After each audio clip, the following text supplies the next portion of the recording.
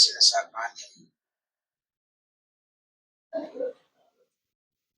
Nasukan mo pala ko, hindi yun yung gagawin niya, yun pala yun.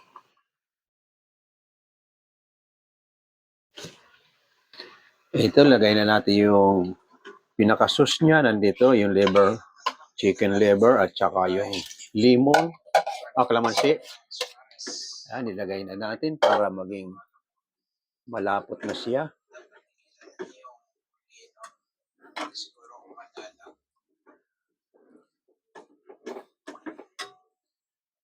Natay yung umaga. Ayan, titimplahan na natin. Lagyan natin ulit kaunting paminta.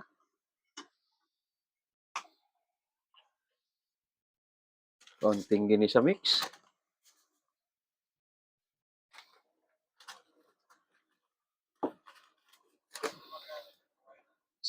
Ginisa mix. Sa halip na cornstarch ang ginagamit ko para medyo lapot-lapot. Ito, breadcrumbs ang nilalagay ko. Para hindi malapsa. Kasi pag cornstarch malapsa, pwede yan sa mga chop suey, mga white sauce. Pero pag ganitong tomato sauce, pag tomato sauce talaga ginagamit ko, breadcrumbs. Ayan, malapot yung sauce niya.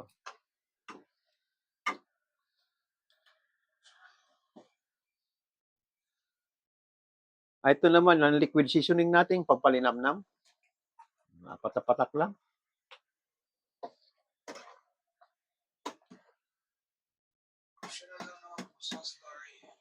Ayan.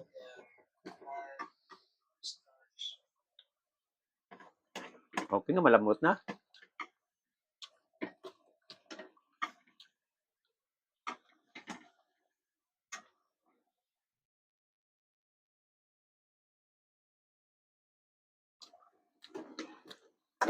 Okay, tamang-tama lang yung lasa ng kalamansi natin.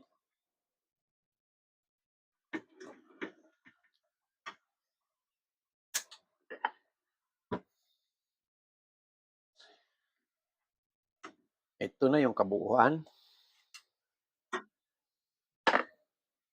Mamaya babalik natin siya rito at lalagyan natin siya ng sauce.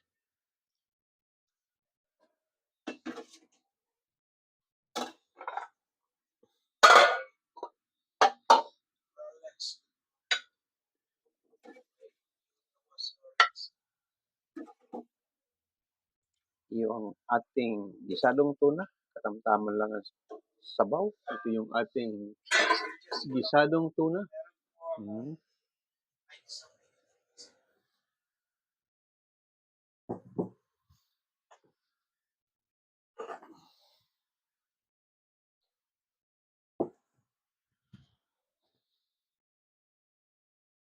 Okay, punta muna tayo sa dining. Doon tayo sa dining.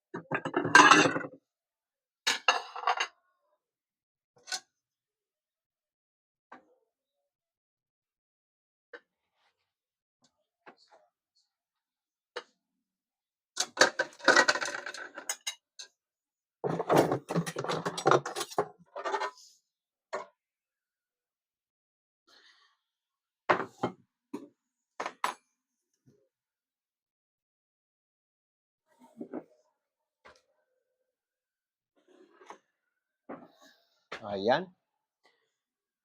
Ito yung ating pork. Hihiwain natin para sabi ko nga, tender juicy ang loob. Ayan, malambot na nga.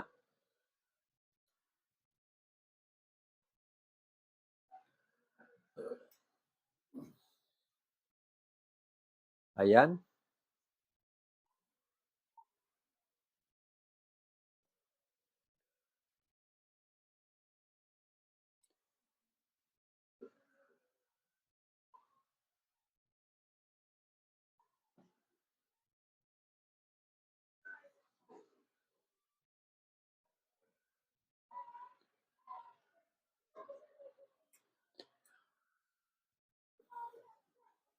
Marami ang hewan, hindi lang 12 person ang kakain nito.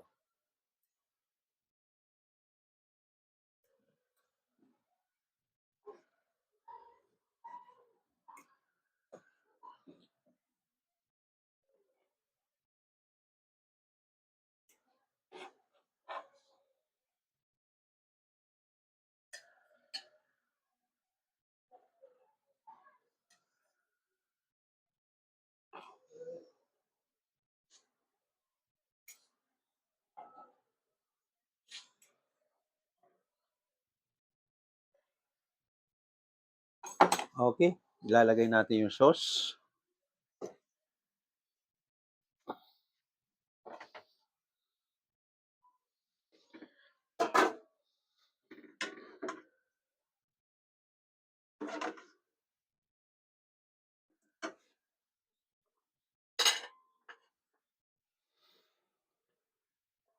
Ayan na po, ganito lang po ang ating finished product.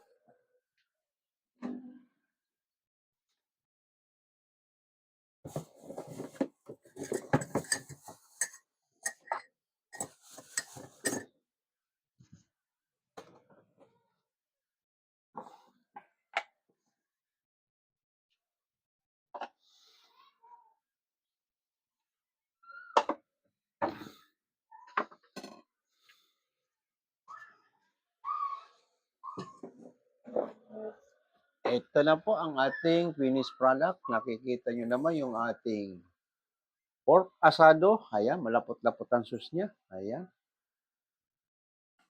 At ito naman yung ating sayuting gisado.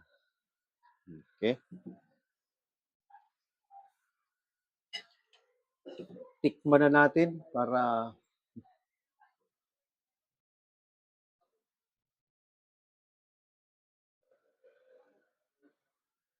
ayan.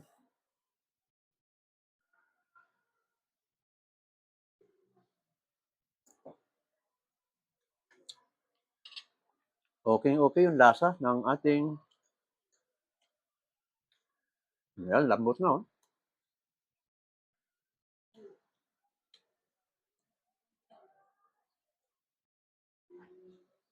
Yung ating sayote, ayan, lambot din ng sayote. Pasok na pasok ang lasa ng tuna. Match na match ang lasa ng tuna sa ating sayote, sa ating mga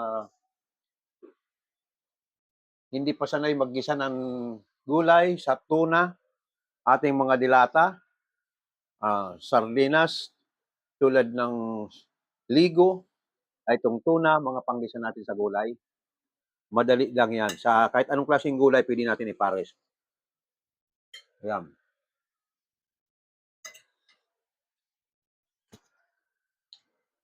Okay.